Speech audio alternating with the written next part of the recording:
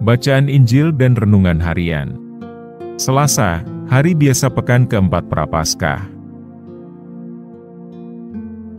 Inilah Injil suci menurut Yohanes, bab 5, ayat 1 sampai dengan 16. Pada hari raya orang Yahudi, Yesus berangkat ke Yerusalem. Di Yerusalem, dekat pintu gerbang domba, ada sebuah kolam yang dalam bahasa Ibrani disebut Betesda. Serambinya ada 5, dan di serambi-serambi itu berbaring sejumlah besar orang sakit. Orang-orang buta, orang-orang timpang, dan orang-orang lumpuh, yang menantikan goncangan air kolam itu. Sebab, sewaktu-waktu turun malaikat Tuhan ke kolam itu dan menggoncangkan air itu. Barang siapa yang terdahulu masuk ke dalamnya sesudah goncangan air itu, menjadi sembuh, apapun juga penyakitnya. Ada di situ seorang yang sudah 38 tahun lamanya sakit. Ketika Yesus melihat orang itu berbaring di sana, dan karena ia tahu bahwa ia telah lama dalam keadaan itu, berkatalah ia kepadanya, "Maukah engkau sembuh?" Jawab orang sakit itu kepadanya, "Tuhan, tidak ada orang yang menurunkan aku ke dalam kolam itu, apabila airnya mulai goncang. Dan sementara aku sendiri menuju kolam itu, orang lain sudah turun mendahului aku." Kata Yesus kepadanya, "Bangunlah, angkatlah tilammu dan berjalanlah." Dan pada saat itu juga, sembuhlah orang itu, lalu ia mengangkat tilamnya dan berjalan. Tetapi hari itu hari Sabat. Karena itu orang-orang Yahudi berkata kepada orang yang baru sembuh itu, "Hari ini hari Sabat, dan tidak boleh engkau memikul tilammu." Akan tetapi ia menjawab mereka, "Orang yang telah menyembuhkan aku, dia yang mengatakan kepadaku, 'Angkatlah tilammu dan berjalanlah.'" Mereka bertanya kepadanya, "Siapakah orang itu yang berkata kepadamu, 'Angkatlah tilammu dan berjalanlah'?" Tetapi orang yang baru sembuh itu tidak tahu siapa orang itu, sebab Yesus telah menghilang ke tengah-tengah orang banyak di tempat itu.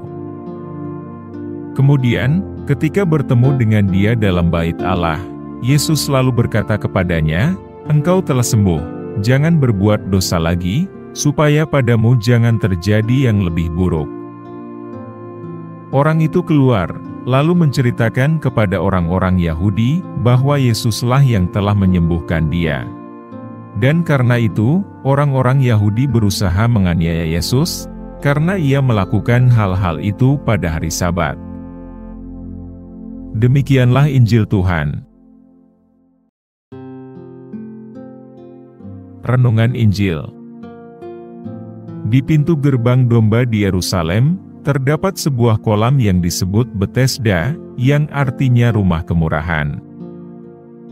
Di sana Yesus menyembuhkan seorang yang telah menderita sakit selama 38 tahun.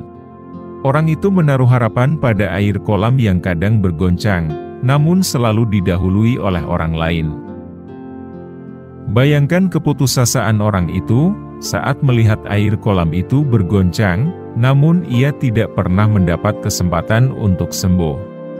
Selama 38 tahun, ia hanya bisa pasrah. Ketika Yesus bertanya kepadanya, ia mengungkapkan ketidakberdayanya, karena tak pernah berkesempatan mendapatkan kesembuhan dari kolam Betesda. Mengerti kondisinya, Yesus menyuruhnya bangun, mengambil tilamnya, dan berjalan. Dengan perkataan yang penuh kuasa, Yesus menyembuhkan orang itu. Tanpa mengetahui siapa yang menyembuhkannya, orang itu patuh menjalankan perintah Yesus. Namun, tindakannya memicu reaksi dari orang-orang Yahudi yang taat beribadah dengan hukum Sabat. Mereka menganggap penyembuhan itu melanggar kekudusan Sabat. Pada hari Sabat, Yesus melakukan sesuatu yang kontroversial. Meski tidak menentang hukum Sabat, ia hendak mengarahkan pemahaman yang benar tentangnya. Ritual keagamaan yang dilakukan sebagai tradisi tanpa relasi yang sungguh-sungguh dengan Allah, tidaklah bermakna. Sebaliknya, Yesus menolong orang yang telah lama tidak berdaya pada hari Sabat, lalu mengingatkan agar ia tidak berbuat dosa lagi. Yesus mengajarkan bahwa Allah, Bapanya, terus bekerja, peduli kepada yang menderita, dan mengampuni dosa. Tindakan Yesus pada hari Sabat mencerminkan pemahaman yang lebih dalam tentang makna Sabat, yang tidak dimengerti oleh kebanyakan orang Yahudi. Bagi mereka, ketaatan hanya pada peraturan tanpa membangun relasi yang sungguh-sungguh dengan Allah.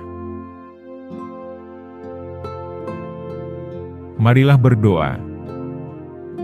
Dalam nama Bapa dan Putera dan Roh Kudus, amin. Ya Tuhan yang Maha Penyembuh dan Maha Pengasih, kami datang kepadamu dengan hati yang tulus, menghadap pada keagungan kemurahan-Mu. Bimbinglah kami untuk memahami bahwa kekuatan-Mu tidak terbatas oleh waktu atau tradisi. Dan ajarilah kami untuk membuka hati kami kepada cahaya kasih-Mu yang mengalir tanpa henti. Semoga kami dapat menemukan keberanian untuk melangkah maju dalam iman, mempercayakan segala sesuatu kepadamu, serta menerima kesembuhan dan ampunan-Mu dengan rendah hati. Terima kasih atas kasih-Mu yang tiada tara. Amin. Dalam nama Bapa dan Putera dan Roh Kudus. Amin. Terima kasih. Tuhan memberkati.